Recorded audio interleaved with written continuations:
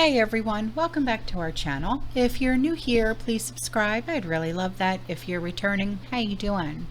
What we're going to be talking about today is something that's a little... I just don't know how to handle this or how to take this. It has to do with the Red Cross. And I know that, I've heard some things about the Red Cross because you guys have told me, people in the community have told me. But listen to this. So to help usher in more migrants into the United States undetected, so that's the thing, undetected, right? The Red Cross is reportedly handing out informational materials to these people at the border with maps and tips about how to enter the country unlawfully, all the while avoiding capture by law enforcement. Yeah.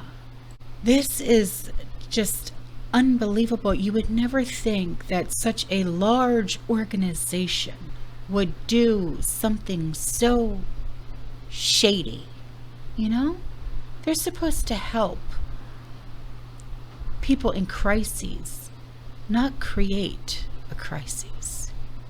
So they have been distributing these maps and these guides, to make these dangerous journeys to the US-Mexico border. And one such map highlights common reports that these illegals often use to directly enter cities such as like El Paso and McAllen in Texas and Nogales in Arizona. And the map, which is part of a packet that is stamped with the International Committee of the Red Cross and American Red Cross logos, shows a list of resources, including hotels and clinics and shelters where they can get support in Mexico and Central America. Yeah. And the maps, they also include clearly defined lines leading into cities along the U.S. border. And the organization also has a guide to self-care along the journey, which includes tips on how to survive the desert and disease, and how to safely jump on trains, and how to obtain contraceptives.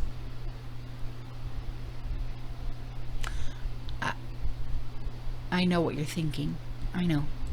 So I'm sure you've heard of this one sheriff from Arizona. His name is Mark Lamb, He said that it is interesting which things that the Red Cross did not instruct women to bring. Things like actual essentials that they need in order to survive in the longer term.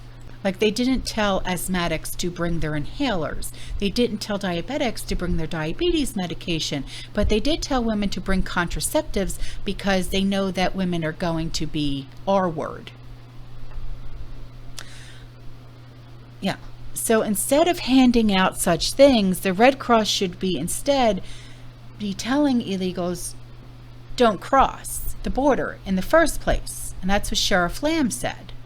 And now they also said, Sheriff Lamb also said, we can't keep making it easy for them and telling them how to do it.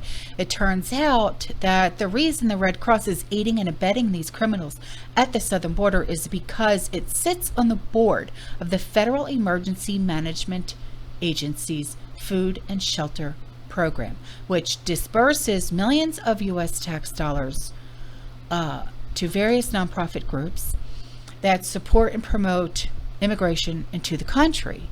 And Homeland Security sent some like $350 million in funding the program, which tasks the Red Cross and other non-governmental organizations with helping the migrants after they have already broken into like America unlawfully and are processed with a court date. And because of the Red Cross's involvement in aiding and abetting, U.S. Customs and Border Protection has recorded a record surge in this migration.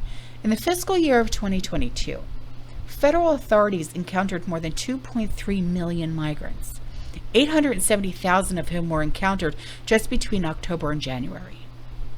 Now, so You know, it just goes to show, you know, like, I've covered this many, many times.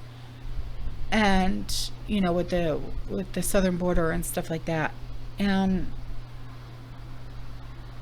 you know, you just would never think that they would get involved. But, you know, you guys have told me time and time again, you know, how, you know, not to trust them and don't donate to them and stuff like that. And now I see why. Now I see why. All right, guys, I'm out of here. All right. I'll see you in the next one. You stay safe. You stay positive. You keep prepping. And as always, fearless. Ciao.